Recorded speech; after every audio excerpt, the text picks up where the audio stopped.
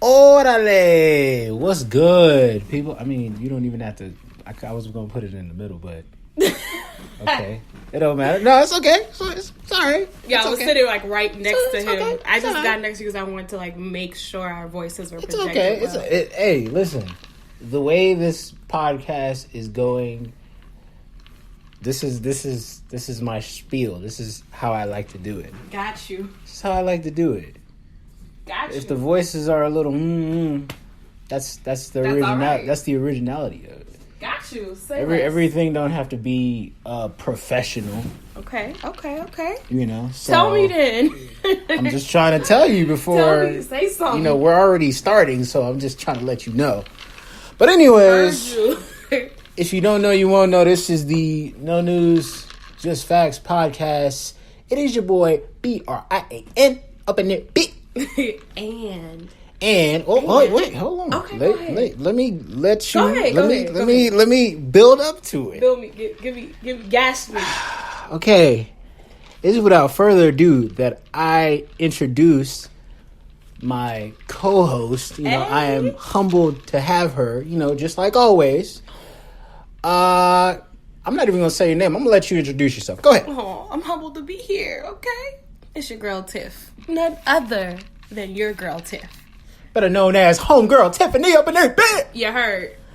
Anyways, y'all, what is this? I think this is episode 14. I'm just gonna keep this gravy train rolling as long as I can do it for.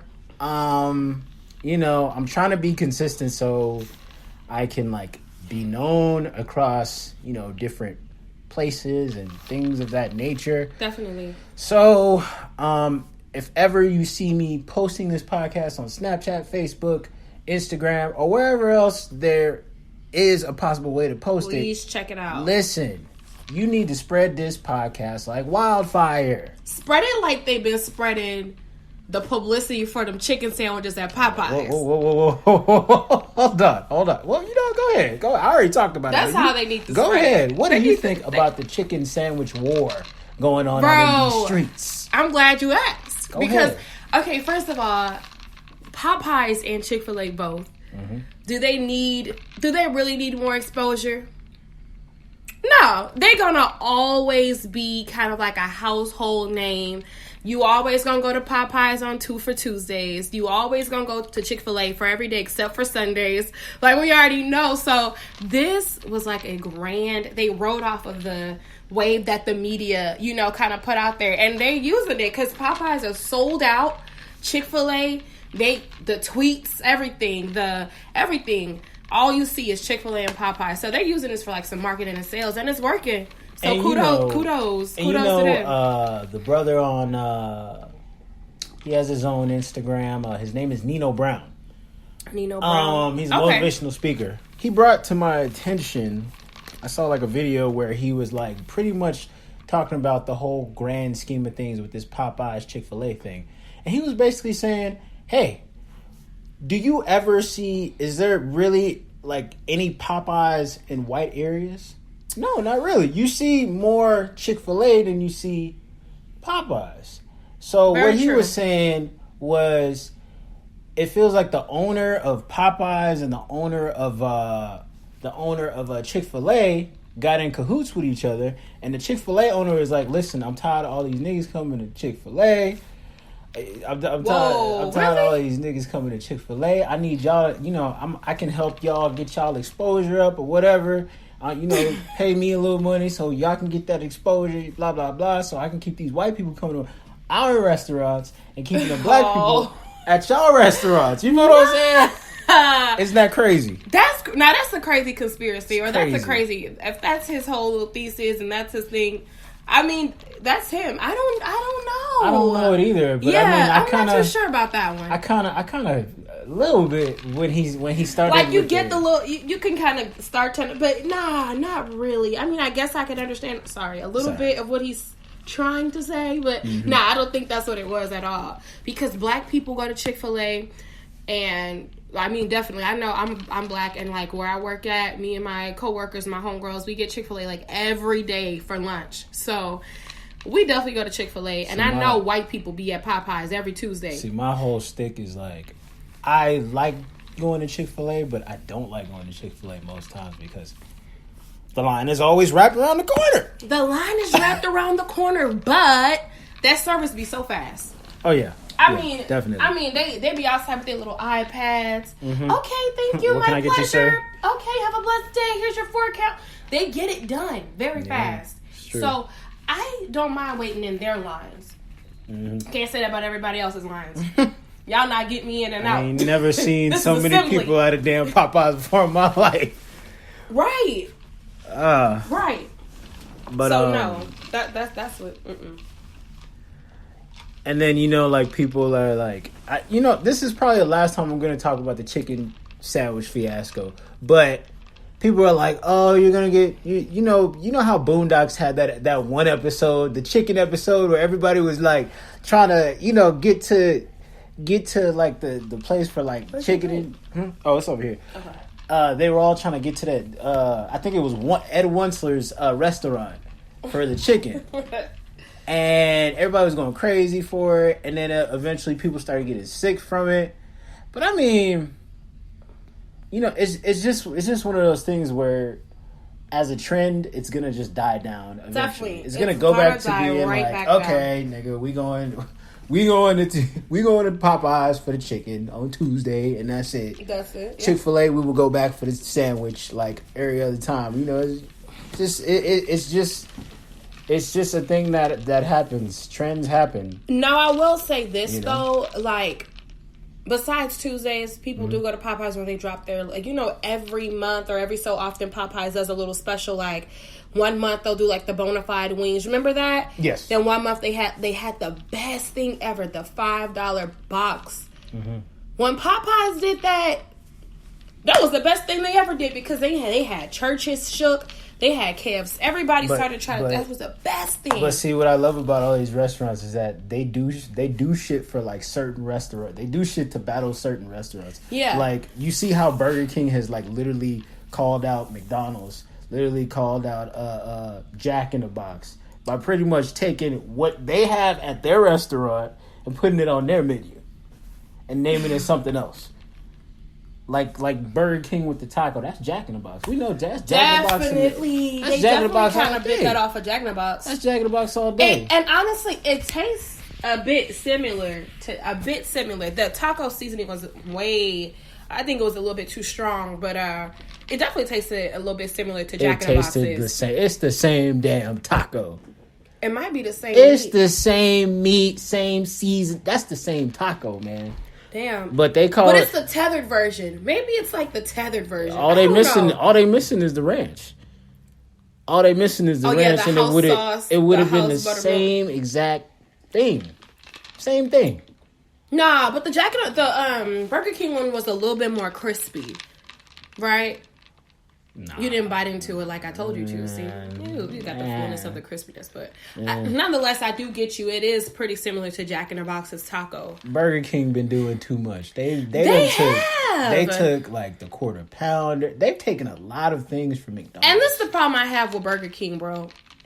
Well, specifically today, we rolled up the Burger King today because there was some type of, like, article I saw that said, like, a couple millions of people got McDonald's? Yeah. My bad. We went to McDonald's. I don't know if I said that or not, but we didn't go to McDonald's because there was, like, some article that I saw on Facebook that was like, yo, a couple million people got sick or died from, like, contaminated food at McDonald's or some stuff. It's we'll dodge it. Let me learn you the power of the internet. McDonald's has been making people sick or controlling people's stomachs for, like, years. True. My stomach has never fully recovered from a McDonald's. That's why I can't never go to McDonald's. It did you something ungodly.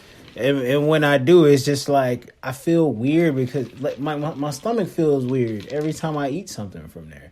I don't know why, but, you know, amongst other things, like, the internet has power and it adds value to something, like what you were telling me with that article. Because I'm like, come on now, McDonald's have been either making, like, I don't even have to look at that article to tell you that it's like, come on now. It's fast food. Yeah, and it was something about they had a parasitic outbreak in their salads. First of all, it's fast food. Yeah, you can never be too safe. It's fast food. Number one, yeah. that should be your first warning sign right there. It's fast food. True. Number two, if you've never seen the movie Super Size Me, well, I'm gonna learn you today, people. Go watch Super Size Me and go figure out yourself whether you want to keep on eating fast food or not. Probably not. You probably are going to want to limit your intake on it for sure if you can't eliminate it completely from I'm not going to tell you the whole movie, but mainly what the synopsis of the movie is a guy named Morgan Spurlock literally ate McDonald's for like 30 days. And he got fat and his health was bad. Blood pressure went up. Yada, yada, yada. He didn't die or anything, but 30 days. It was an experiment. Damn. And that was back when they used to supersize food. And now they don't supersize it anymore. Oh, no, because of that. What you like is supersized. Like, now we're good. And then of course, there's this documentary on Netflix. I wish I remembered the name of it. But it just pretty much tells you that all the food you're eating is terrible. Especially here in America, like, because we're, like, a little bit advanced when it comes to the way we package our foods to expand their shelf life and stuff like that. Mm. You gotta think about it. In order to expand, like, the shelf life of food and preserve it, they are using chemicals. Of course. And they're using lots of chemicals, and these chemicals are legitimately harmful to your body. So that automatically it's a no-go, But that's why we, bringing it all the way back to where I was about to say, we dodged McDonald's because of, like, the parasitic outbreak or whatever it was. We went to freaking Burger King. Literally almost everything I asked for on the menu, they were out. Burger King, if you're gonna compete with other places, please keep your stuff stocked up. And you know what? I'm gonna just go ahead and say that the Popeyes too. If you're gonna compete with Chick-fil-A, keep them sandwiches stocked up. Period. You gotta have more product if you won't compete. It's impossible. They can't keep up with the demand. It's crazy. It's impossible. But how do you feel about the sandwich? Like, be real. I loved, and it's crazy because that sandwich has been out for some months. It has been out for quite some time. It's just that whenever the media and us on social, whenever they picked it up, it caught on like wildfire, and all of a sudden people are like, "Oh my God, Popeyes has a sandwich." Bro, the sandwich has been out for some months, and the first time I had it, I fell in love with it. That sandwich is good. That bread, that soft, like, brioche type, like, bread bun that they have with the little sauce, the little pickles, the way the chicken is, like, the chicken is tender, the flavor is bomb, the crispiness on it, the texture, like, that sandwich is good. I'm not about to, in no way, shape, or form does the Chick-fil-A sandwich compare. And that's on the period. Come on now. The Chick-fil-A sandwich, it's good. But you know what I have realized? The Chick-fil-A batter, if you sit it next to KFC's, right? Mm-hmm. If you put a Chick-fil-A nugget or filet, like the sandwich one, if you put it next to, like, a KFC chicken wing or whatever, they taste very similar. Like, KFC and Chick-fil-A's batter is very similar. I challenge you to try it yourself. Go get a chicken wing or whatever from KFC. Get you a Chick-fil-A nugget. Compare the flavors. They are very similar. Popeye's flavor, it can't be matched by nobody's that I've seen yet. Now, somebody was telling me about, like, Bojangles and Jollibee's. Bojangles is kind of like in Atlanta, some other southern states, but it's not in, it's not in Houston or Texas or New Orleans. But apparently, Bojangles gives Popeyes a little bit of a competition. But nah, bro, that sandwich that Popeyes got is something nice. I love it. What? Oh, well. Did you forget? Oh, I'm done. No, I didn't forget. You know what? Tiffany's out, guys. You just keep on going about this. I'm gonna just let y'all know one thing. She's from Louisiana, so if you feel like there's a little bit of like a biasness towards Popeyes, it's because she's from Louisiana. Nah, because I'm from Louisiana, I know good food. Anyways, so I'm gonna tell it like it is. Anyways, she's a foodie. I'm not really a foodie. Absolutely but a foodie. I will say, like, the sandwich, It was good. Bomb. It was good. Like I got one. Like I said in the last podcast, I got one sandwich, just because like if it was trash, I was gonna like destroy it for all it was worth. But it was good, and I haven't had a chance to try the spicy one yet. Hopefully someday, once everybody stops being on Popeye's dick, I could probably try it one day. Anyways, the blasphemy. Moving on. I want to talk about this for a second. T Grizzly and his manager got shot in a drive-by. T Grizzly's manager, who is also his aunt, got shot and she died.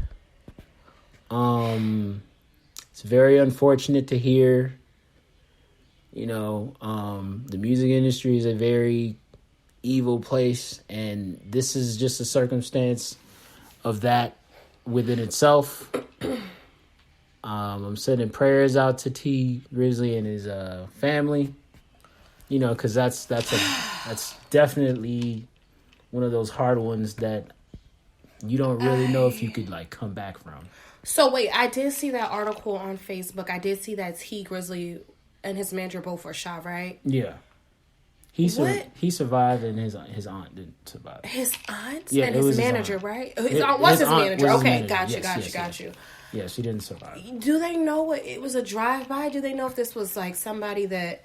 I mean, what was it was behind this? It was in his own city. So I mean, I'm sure it was some jealousy shit.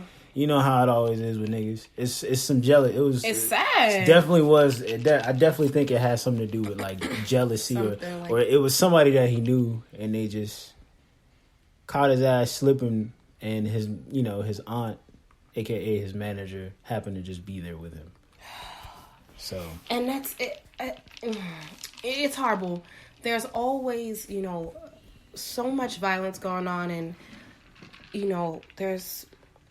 Unfortunately, there's that stigma that hip-hop is violent, but I don't like to feed into it, but things like this, it makes you think about it. Like, we gotta, come on now. This can't be, We're dropping people's, like, family members and, and it's always over something that ain't even worth it, It's not even worth a copper penny, So prayers to T Grizzly and his family. Yeah. Because he not only lost his manager, but that's his aunt. That's his aunt. That's blood. Yeah. Yeah, definitely. Let's see what else. All right. Oh man. Okay, I've been ready to do this I've been ready to talk about this for like weeks and weeks and weeks. Not even just that. Bad Bobby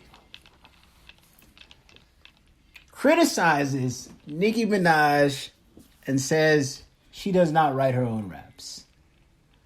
Do you want to go or should I go? I'm gonna let you have it.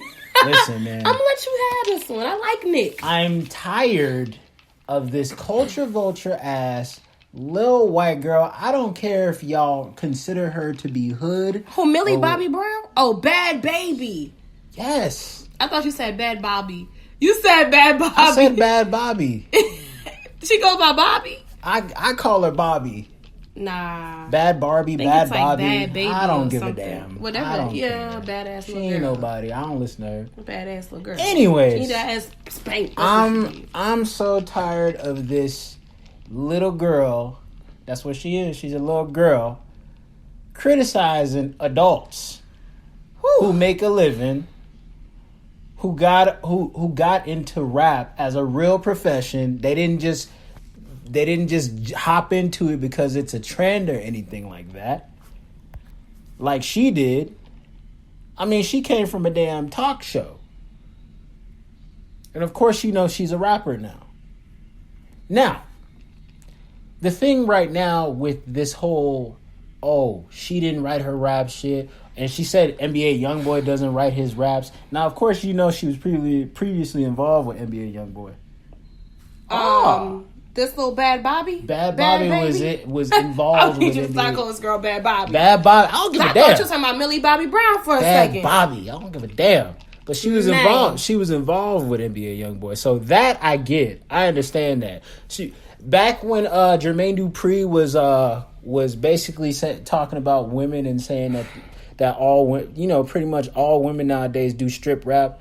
She was up there talking about, oh, blah, blah, blah. Jermaine Dupri don't know what the fuck he's talking about. He need to sit his old ass down. Who the fuck validated you? Who? Right. Who? Right. Who told you to speak?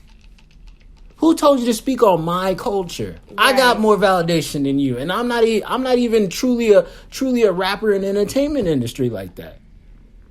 Lord, who validated her? Who said she can talk about this? You're right, but look, who filled this little delusional girl? Who filled her? I don't know. Leave it to social media. There's a group of millennials there's a group of people, and there's quite a few millennials. I'm not gonna put us out there, but that have filled her. You remember that little girl, Lil Tay, or... Oh, yeah, Lil Tay. Yeah. Man, where they mama? They pumped her head up, too. Our moms would never. Never. Nah. I mean, never. Would, like, never. To the 80 millionth power, never. Like, no. Who filled them up? That's who filled them up. It's they pumping their heads. They pumping their heads up. They got them feeling... And that's something that's so crazy. That's what social media does.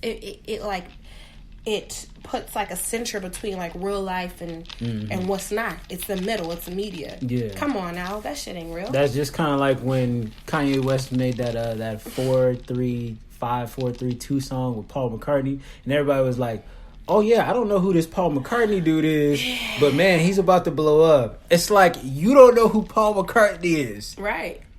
You weren't exposed to the real. 50 years ago, he was popular. A legend. And he's a legend. Paul McCartney is a legend. Like, come on. The Beatles, legendary. Like, I wonder, like, all the rappers and all the singers that we love, in 50 years, will that happen to them? Will they be just another name that came and went? With the way that things are going, probably, Brian. That's crazy. The music that you and I listen to, we like to listen to music with like substance. Even though we'll bop, like we'll dance, we'll bop. Look here, we'll turn up.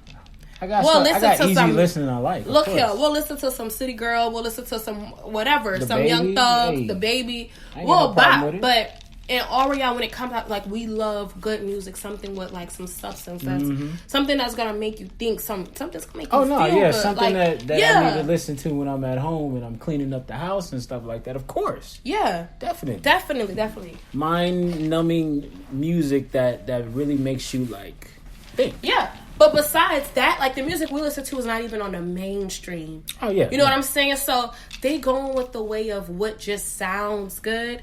And that's it. So definitely, they're not gonna remember none of these legends. I know you remember. We were little kids. Do you remember when soul music was like literally at the forefront in mainstream? Absolutely. Like Erykah Badu was mainstream. Like neo soul and like more D'Angelo so like R&B. was mainstream. Like, definitely, it was like some neo soul. Music Soul Child. Like they all put them like at the front. Rap music was kind of like right there in the middle, but R&B, neo soul was and what they were saying was so beautiful. Everybody wanted that. I know. Like when Music Soul Child was singing, "I'ma love you when your hair turns gray." We wanted that. Yeah. But now it's all about, I'm a bad bitch, I'm a savage. You know, nobody like. Come on, I need something that's gonna make me feel good and make me. That's a great segue for what I'm about to ask you about. Scamming rap, booty clapping rap. Druggy rap. How long do you think that can last for? The mumble rap too. It's gonna last for as long as there are consumers. I feel like mumble rap is kind of like slowly dying.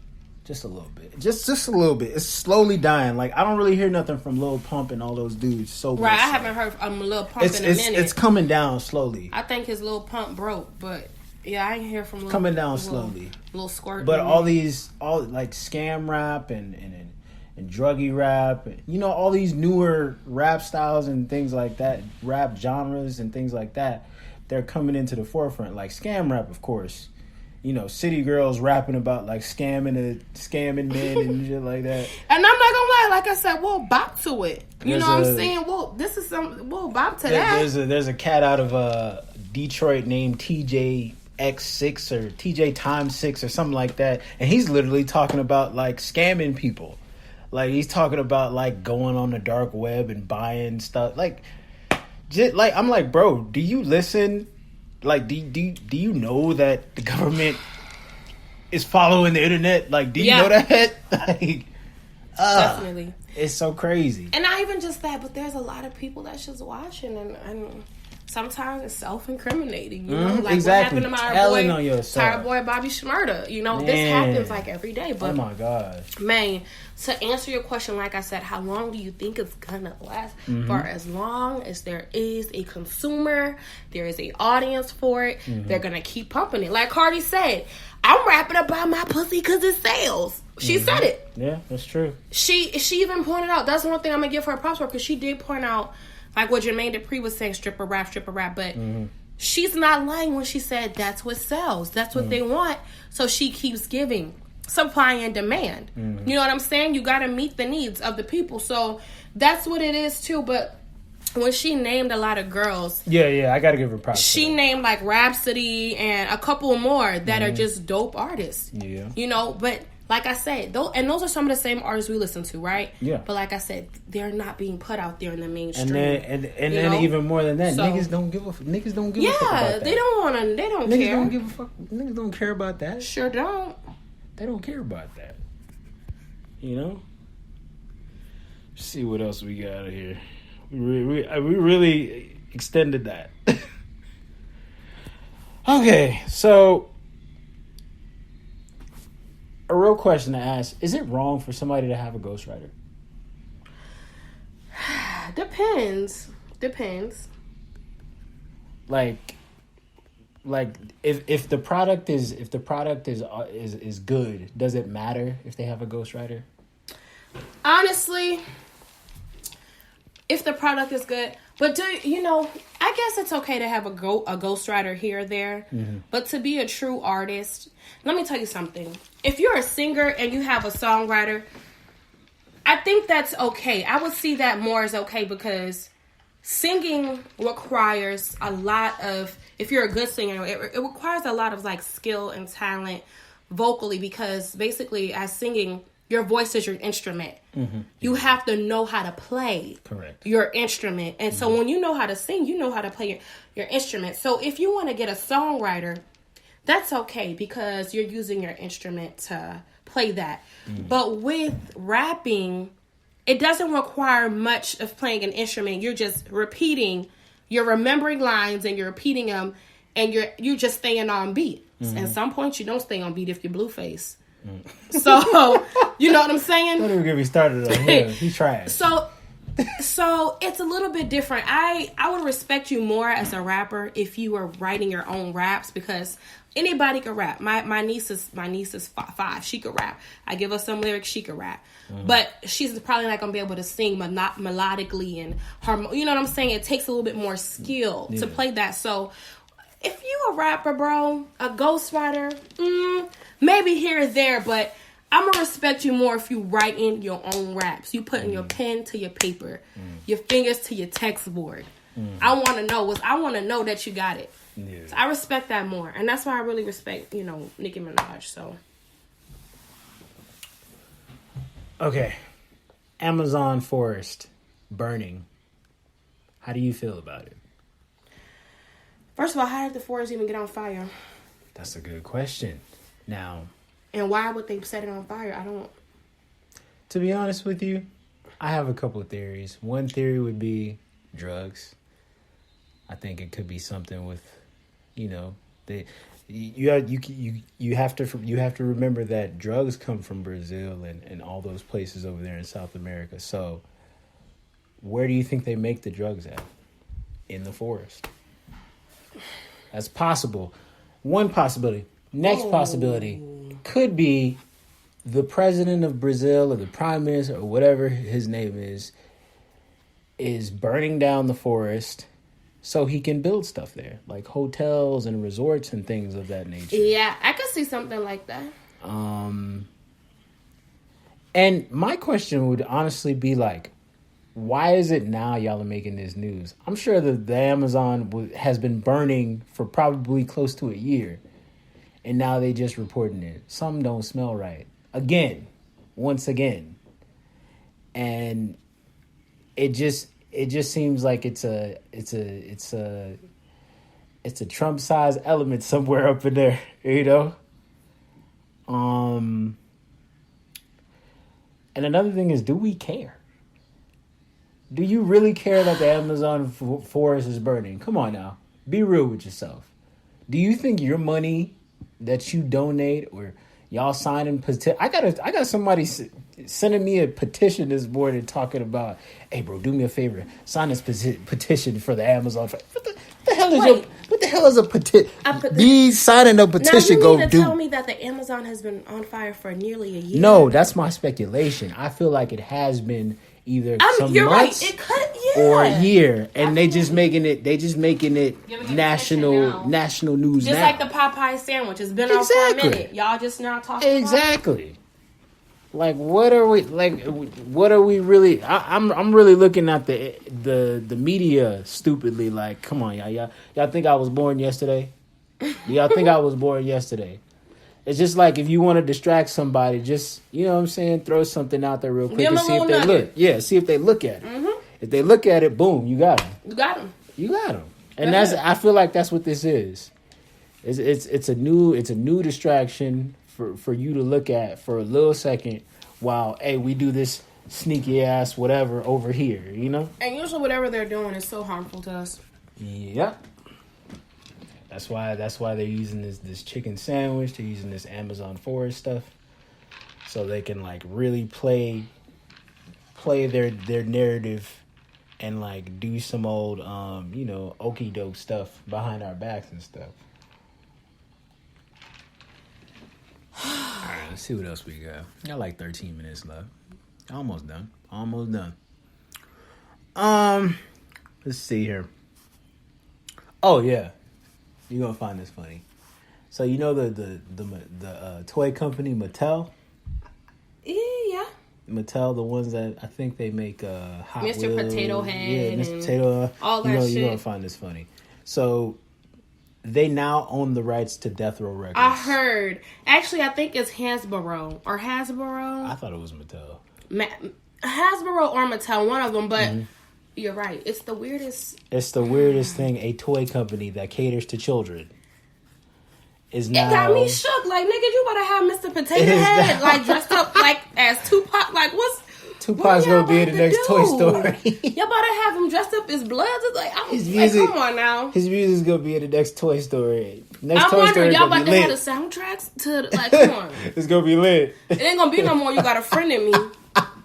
It's about to be roll with me. No. It's not gonna be. It's not gonna be. You got a friend of me. It's gonna be. You ain't never had a friend like me. That's a Tupac song. Man. Oh man. That bewildered me. And it was the most randomest. Like, I know. It was like, okay. Like I almost wanted to laugh. I'm like, no, that's not true. That's not real. That's fake news. Like somebody made that up. Child, what for? Somebody come out from there.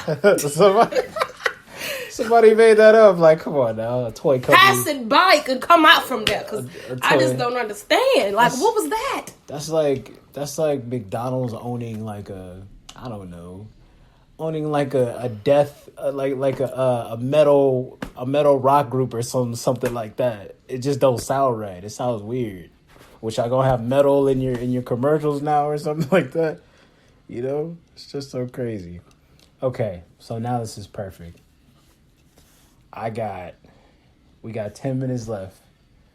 Let's talk about relationships. I'm gonna let you go ahead. This is your segment. This is your show. Relationships. It's not my show. Go ahead.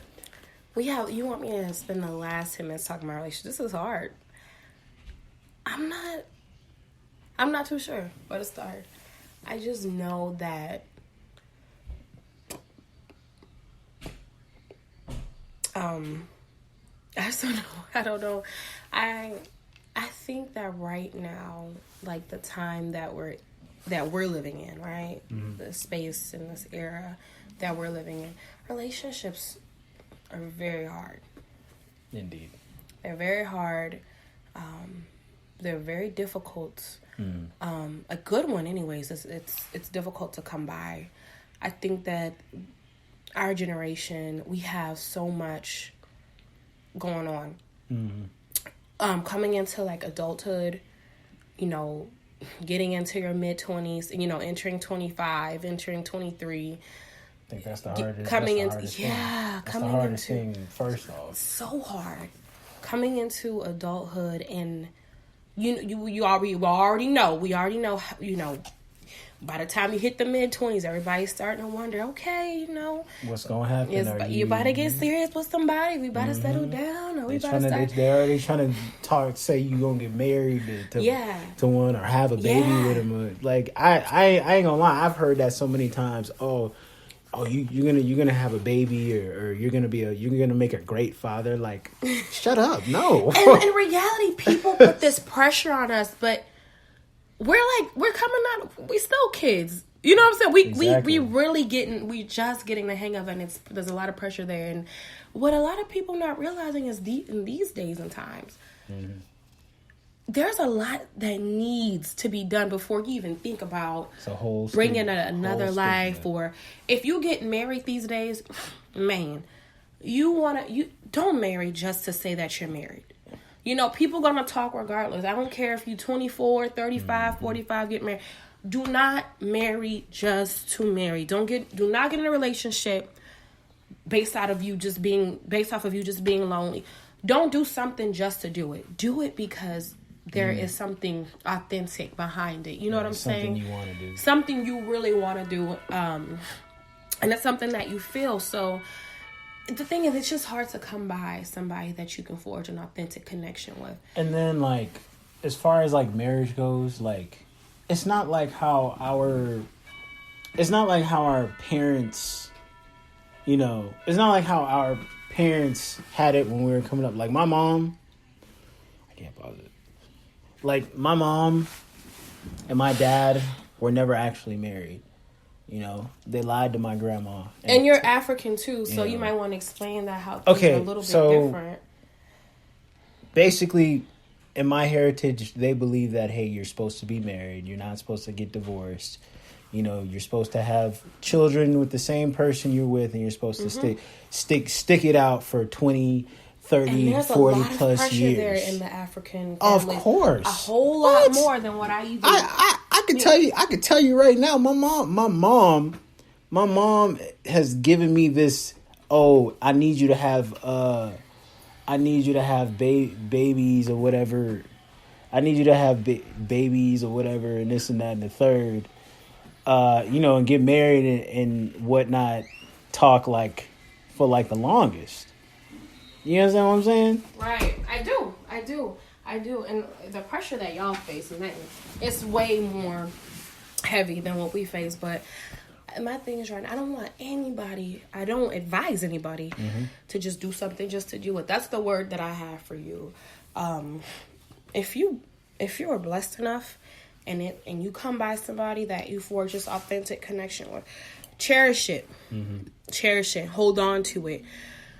It's not going to be easy, but I guarantee you it's much easier to go through something with somebody that you love truly and you have a true connection with. Go through it and hold on to it and cherish it, man, and enjoy, because it's so hard to just come by it. You know, it is. It's not something that you really want to play with.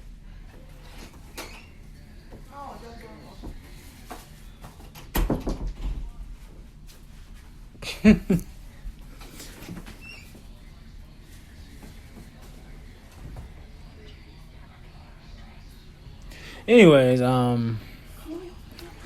don't know. I feel as though like you can get very tired of a relationship of the people you're with. Like, but I feel like that's only when I feel like you only get just tired of what? Just the person, or their bad ways, or just them in general? Just them in general, honestly. Yeah, baby. Yeah, I'm about to go Southern on y'all. If you're tired of just a person in general, then that's probably just not one for you. If you love a motherfucker, if you really love them, and there's an authentic connection there, I'm not really about to get tired. If you're doing me something wrong, then yeah, look, I'm getting tired of what you're doing. I need you to get together. But what if you... But I don't think I'm going to just get tired of you because... I don't know if it's just me. I don't know if I'm like a hopeless romantic or if it's because I'm a Cancer and I'm very emotional. But if I love you, then I love you.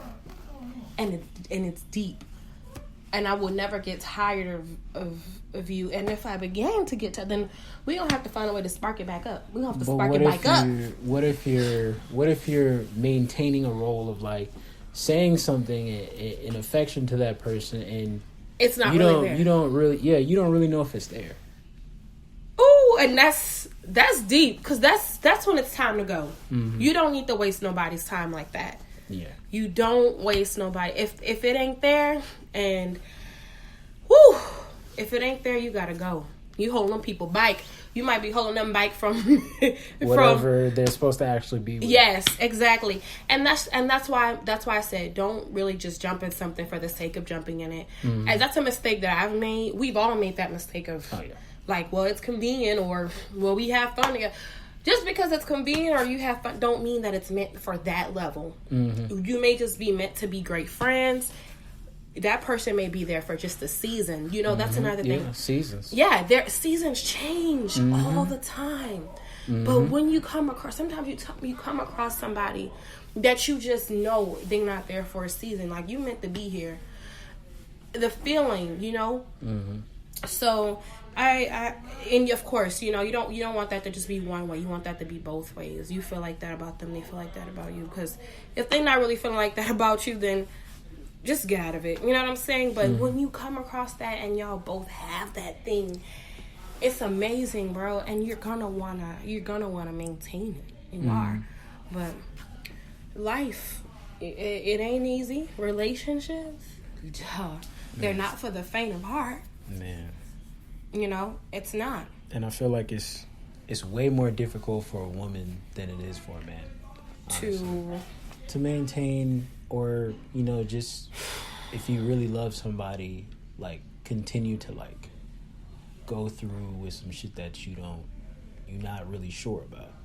Mm-hmm. You know? And that's the thing. Like, if you're not sure about something, then, you know, if you're second guessing something, sometimes that's not a good thing. But sometimes you could also discuss it and try to get down to the bottom of it. But I hope and I pray that I feel like everybody is deserving of finding that one special one that they can grow with and they can become old with and they can just be genuinely happy with, you know. I do pray that I hope that for everyone. I pray that for everyone. It's a beautiful thing when you come across it, you know. And until then, you just got to keep pushing. You got to keep pushing until then, you know. If you know you're in something that ain't, you know in your heart of hearts if it's right or not. Mm-hmm. You know, as humans, we have that. Right. We have that type of, like, intuition. We have that thing that'll let us know. So. Okay. I'm down to, like, 1:30, and I'm just going to leave it right there. 1:30, and we out. This was good. Listen, y'all take it easy. This has been the No News Just Facts podcast with your girl Tiff. With the homegirl Tiff. Don't forget Tiffany. It has been a wonderful Sunday service. That's what I'm going to title this. I'm going to be Toby the week. Wait, get twisted Sunday. I love Toby. Stop it. I want a relationship like Toby and Fat. Stop it. Anyways, I'm gonna catch y'all later, man. Peace.